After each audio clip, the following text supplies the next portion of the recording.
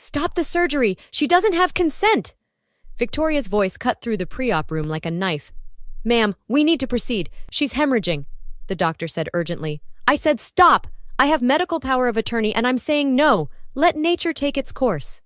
My SIL blocked doctors from helping me. She said her brother shouldn't be a father. Hi, I'm Dahlia. Today I'm going to tell you my story. But before I continue, please like, share, and subscribe to hear more stories like this. When you're lying on an operating table, bleeding out with your unborn child's life hanging by a thread, the last thing you expect is for family to be the ones signing your death warrant. But that's exactly what happened when my sister-in-law decided that her brother's happiness was less important than her twisted sense of who deserved to be parents. Let me back up. I met Jamie at a food truck festival 4 years ago. I was trying to balance 3 different tacos while searching for napkins when this guy appeared with a stack of them. "Looked like you needed these," he said with a grin that made my knees a little weak. "My hero," I laughed, trying not to drop my food. "Though I might need a table too." "Lucky for you, I've got one staked out. Want to share?" That was Jamie, always thinking ahead, always prepared, always kind. We spent 3 hours at that picnic table, talking about everything from our favorite hot sauce to our dreams for the future. He was a pediatric nurse, which explained his caretaking nature. "Kids are amazing," he said, eyes lighting up. "Even when they're sick, they have this resilience, this hope. Makes every hard day worth it." "You want your own someday?" I asked. "Absolutely, like a whole basketball team's worth," he laughed. "You?" "At least 3, I admitted. I grew up an only child, always wanted a big, noisy family. We fit together perfectly. Where I was impulsive, Jamie was steady. Where he was cautious, I pushed him to take risks. Within 6 months, we'd moved in together. Within a year, we were engaged. That's when I properly met Victoria. "So you're the one who finally snagged my baby brother," she said at our engagement dinner, looking me up and down like I was livestock at auction. Victoria was 8 years older than Jamie, a successful surgeon who radiated cold efficiency. Where Jamie was warm and approachable, Victoria was sharp and clinical. She'd raised him after their parents died in a car accident when Jamie was 15. "I did the best I could," she'd say whenever someone complimented how well Jamie turned out. "Sacrificed my 20s to make sure he had stability," and she never let him forget it. "Victoria's intense," Jamie warned me early on. "She means well. She just has strong opinions about everything." That was an understatement. Victoria had opinions about our apartment, too small for a family, my career as a graphic designer, unstable income, our wedding plans, too expensive for your budget, and even our grocery choices. Processed foods will kill you. But her strongest opinions were about our plans for children. "You're not ready," she announced when we mentioned starting a family after the wedding. "Jamie's still building his career. You don't even have proper health insurance." "I have insurance through work," I corrected. "Freelance insurance is garbage. What happens when you're on maternity leave? Who's paying those premiums?" "Victoria, we've thought this through," Jamie said. "Have you? Because I don't see a 5-year financial plan. I don't see a house in a good school district. I don't see any preparation for the realities of parenthood." She turned to me with laser focus. "Do you have any idea what pregnancy does to a woman's body? The risks? I see botched deliveries every week. Women who thought they were ready, who thought love was enough." "That's enough, Vic," Jamie said firmly. But Victoria wasn't done. She cornered me at the wedding, right before my walk down the aisle. "Last chance to reconsider," she said, adjusting my veil with cold fingers. "Marriage is permanent. Children are permanent. You can't just return them when it gets hard." "I'm marrying your brother, Victoria. I love him." "Love," she scoffed. "I loved my 20s, gave them up to raise him. Love isn't always enough."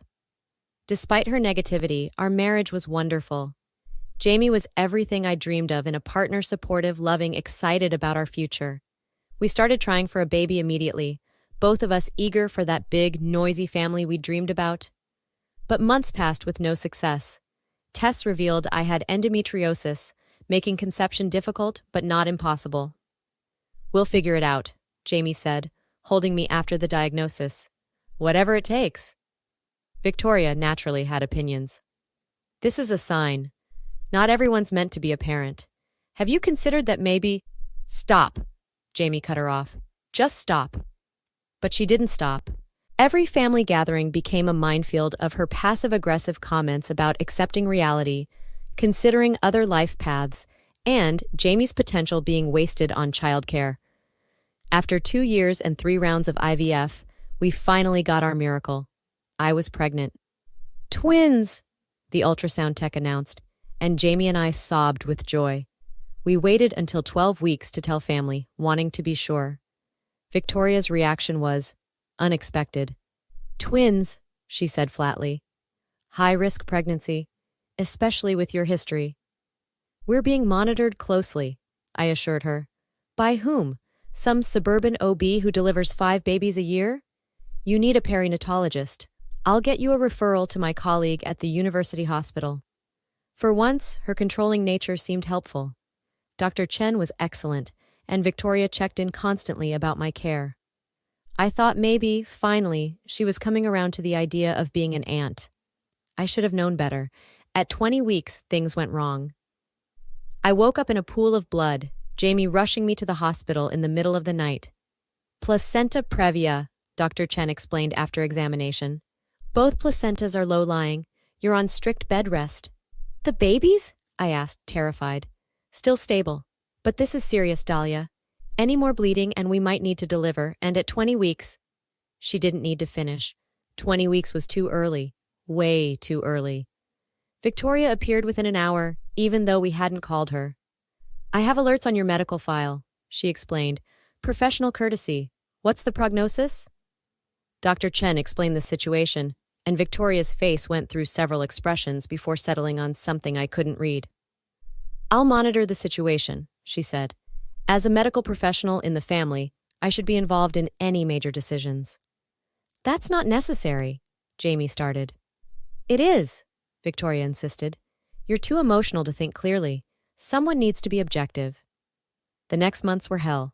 Complete bed rest meant I couldn't work, couldn't prepare the nursery, couldn't do anything but lie there growing these babies while trying not to bleed. Jamie was amazing, but the stress showed. Victoria visited daily, bringing medical journals about placenta previa complications. Just so you understand the risks, she'd say, leaving highlighted articles about maternal mortality on my bedside table. At 28 weeks, the bleeding started again. This time, it wouldn't stop. We need to deliver, Dr. Chen announced during another midnight emergency. Your blood pressure's spiking. If we wait, we risk losing all 3 of you. 28 weeks, I sobbed. Is that enough? With our NICU, they have a fighting chance, but we need to move now. Jamie was at work, rushing back. In the chaos, someone suggested calling Victoria since she was already at the hospital. I'll handle the paperwork, she said, appearing in scrubs. You focus on staying calm. I should have questioned why she needed to handle paperwork. I should have wondered why she looked almost satisfied. But I was scared, in pain, and about to deliver twins 12 weeks early. They were prepping me for surgery when everything went sideways. Stop the surgery! She doesn't have consent! Victoria's voice cut through the pre-op room like a knife.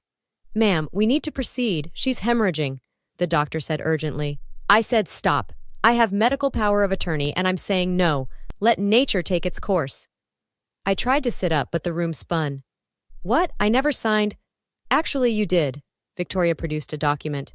During admission, you were sedated, but your signature's right here. Dr. Chen looked horrified. Dr. Morrison, this woman needs immediate surgical intervention. She'll die. That's her choice, Victoria said coldly. Or rather, it's my choice now, and I choose no intervention. You're insane, I screamed, feeling the blood pooling beneath me. My babies weren't meant to be, Victoria finished. I tried to tell you, some people shouldn't be parents. My brother deserves better than being tied to a woman who can't even carry a pregnancy properly. Get her out, Dr. Chen ordered. Call security, legal, anyone. We're proceeding. You do that and I'll sue this hospital into bankruptcy, Victoria shouted. I'm a surgeon here. I know the law. That's a legal document. Chaos erupted. Doctors arguing, lawyers being paged, security arriving. And through it all, I was dying. I could feel it, the cold creeping in, the darkness at the edges of my vision, my baby's movements getting weaker. That's when Jamie arrived. What the hell is going on?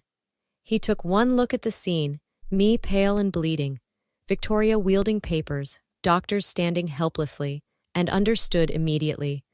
"Get away from my wife," he said, his voice deadly quiet. "Jamie, I'm doing this for you," Victoria said. "You don't need this burden. She's defective. Let her go and start over with someone worthy." The sound of Jamie's fist connecting with Victoria's jaw was the most beautiful thing I'd ever heard. She dropped like a stone, and the medical team sprang into action. "Get her into surgery now," Dr. Chen commanded. "We've already lost too much time." The last thing I remember is Jamie's face above mine. "I've got you, baby. You're going to be okay. All three of you." I woke up 3 days later in the ICU. The first thing I saw was Jamie, haggard and unshaven, holding my hand. "The babies?" I croaked. His eyes filled with tears, but he smiled. "They're fighters, just like their mom. Liam's on a ventilator but stable. Emma's breathing on her own. They're so tiny, Dahlia, but they're perfect." Victoria? His face darkened. Arrested, charged with attempted murder, fraud, practicing medicine without a license in this situation, and about 6 other things. Turns out that power of attorney was something she created and slipped into your admission papers. The signature wasn't even close to yours. The full story came out over the following days. Victoria had been planning this for months. She'd installed medical alert software to track my hospital admissions. She'd prepared fake documents. She'd even researched how long someone could hemorrhage before intervention became futile. "She wanted me to lose you all," Jamie said, broken. "My wife, my children, because she decided we weren't good enough." Her lawyer tried to claim mental breakdown from the stress of raising Jamie, from sacrificing her youth, but her premeditation was too clear. The fake documents, the medical knowledge used to cause maximum harm, the calculated cruelty of it all. During the trial, more came out. Victoria had sabotaged Jamie's previous relationships too. She'd driven away 2 serious girlfriends with threats and manipulation. She'd convinced one that Jamie was infertile, another that he was secretly gay, all to keep him dependent on her. "I gave up everything for him," she said on the stand, showing no remorse. "My 20s, my social life, my chance at my own family. He owed me. He was supposed to take care of me, not abandon me for some woman who couldn't even breed properly." The prosecutor destroyed her. "You're a surgeon who took an oath to do no harm. You used your medical knowledge to try to kill a pregnant woman and her unborn children. You betrayed every principle of your profession out of jealousy and control." She got 25 years. Jamie hasn't spoken to her since. He testified against her, detailing years of manipulation disguised as sacrifice, how she'd guilt him about her lost youth every time he tried to build his own life, how she'd made him feel like a burden while simultaneously making herself indispensable. "I thought I owed her everything," he told me one night, watching our twins sleep in their NICU incubators. "She saved me after Mom and Dad died, but somewhere along the way, I became her possession, not her brother." The twins spent 3 months in the NICU. Those were the hardest months of our lives, but also the most profound. Watching those tiny fighters grow stronger every day, proving Victoria wrong with every breath they took, the nurses called them miracles. 28 weekers who survived that level of maternal hemorrhage, one nurse said. "Your babies wanted to be here." They did. Despite their aunt's attempt to murder them before they could take their first breath, Liam and Emma fought their way into the world. They're 2 now, running, laughing, filling our house with exactly the chaos we dreamed of. Jamie is an incredible father. All those years of Victoria telling him he wasn't ready, that he'd waste his potential on parenthood, were just her projecting her own resentment. He reads to them every night, teaches them silly songs, paces the floor for hours when they're sick. "I love you," he tells them constantly. "You're wanted, you're precious, you're everything." We had to move, of course. The hospital where Victoria worked, where she'd nearly succeeded in killing us, held too many traumatic memories. We found a new city, new jobs, a new start. Jamie works at a children's hospital now, surrounded by kids who need his gentle care. We don't talk about Victoria much. She writes sometimes, not apologies, but long screeds about ungrateful brothers and stolen sacrifices. They go straight to the police, adding to her file of continued harassment from prison. Some family members think we should forgive her. She raised Jamie, they say. She was traumatized by becoming a parent figure so young. But trauma doesn't excuse attempted murder. Sacrifice doesn't entitle you to control. And raising someone doesn't give you the right to destroy their chance at happiness when they dare to love someone else. Victoria was right about one thing. Not everyone should be a parent. She proved that by using her guardianship of Jamie as a weapon, turning what should have been love into possession. She couldn't stand that he'd grown up, that he'd chosen me, that we'd created a family without her permission. So she tried to kill us. The physical scars have faded. The C-section incision is just a thin line now, but I still have nightmares about bleeding out while she stands there with fake documents, telling doctors to let nature take its course. I wake up checking on the twins, making sure they're still breathing, still here, still ours. She can't hurt us anymore, Jamie reminds me on the bad nights. She's locked up. We're safe. But are we ever really safe from family who believes they own us? Victoria had 20 years to poison Jamie's life, to make him believe he owed her everything. It took her trying to murder his wife and children for him to finally see the truth, that her sacrifice was just another form of abuse. The twins will never know their aunt. We've already decided that. When they're older, we'll tell them an age-appropriate version, that some people are too sick to be around children, but they'll never know the full truth, that their father's sister tried to prevent their existence because she couldn't bear to share him. Sometimes I think about that night, how close we came to losing everything. 5 more minutes and I would have bled out. 5 more minutes and the twins would have died inside me. 5 more minutes and Victoria would have won. Jamie would have been a widower before 30, childless, broken, probably running back to the only family he had left. That was her plan. Destroy me, destroy the twins, collect the broken pieces of her brother. Instead, she's in prison. We have our beautiful children. And Jamie finally understands that love isn't about ownership. Real love, the kind we have, the kind we're teaching our children, is about wanting happiness for someone even if it doesn't include you. Victoria never learned that lesson. She saw Jamie's love for me as theft, our pregnancy as a betrayal, our twins as usurpers to her throne as the most important person in his life. So she tried to kill us all with paperwork and medical knowledge, thinking she was too smart to get caught. She wasn't. Now she has 25 years to think about what her sacrifice really cost her. Not her 20s, but her soul. She traded her humanity for control and lost everything. Meanwhile, we're living the life she tried to steal. Messy, beautiful, exhausting, and absolutely worth every fight to get here. The twins are thriving. Jamie's an amazing father. And I'm alive. Something that still feels like a miracle some days. Victoria thought she could play God that night, deciding who deserved to live, who deserved to be parents, who deserved her brother's love. But life is stronger than hate. Love is stronger than control. And 2 tiny 28-weekers were stronger than their aunt's attempted murder. That's the real tragedy of Victoria's story. She could have been an amazing aunt. She could have used her medical knowledge to help, her sacrifice to inspire, her love for Jamie to expand rather than contract. Instead, she let jealousy and possession turn her into a monster who tried to murder a pregnant woman for daring to love her brother. She made her choice.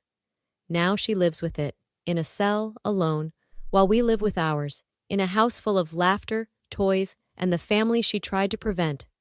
So I have to ask you, if a family member tried to kill you or your children out of jealousy and control, using their professional knowledge to do it, would you ever consider forgiveness? Or are there some lines that, once crossed, can never be uncrossed?